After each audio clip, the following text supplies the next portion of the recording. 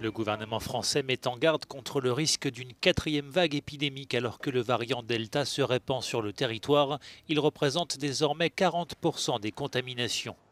Si les chiffres de l'épidémie sont toujours au plus bas, avec en moyenne 2500 nouveaux cas et 25 décès quotidiens sur les 7 derniers jours, les données récentes des autorités sanitaires laissent toutefois entrevoir une reprise épidémique avec une forte hausse de l'incidence qui s'accélère un peu plus chaque jour, notamment en région Provence-Alpes-Côte d'Azur et en Île-de-France.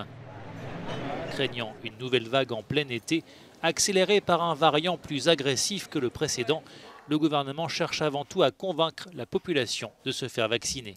Et le variant n'attendra pas et il nous faut dès aujourd'hui lui couper l'herbe sous le pied. Et le vaccin, je le répète, est la carte maîtresse.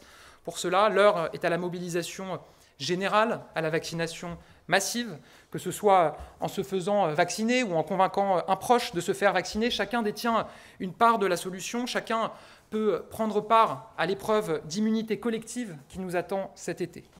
À ce stade, un peu plus d'un tiers de la population française est considérée comme entièrement vaccinée après avoir reçu les 2 doses de vaccin et plus de la moitié a reçu au moins une dose. Ailleurs dans le monde, c'est le Royaume-Uni qui jusqu'ici a vacciné le plus. 66,9% de la population a reçu au moins une injection.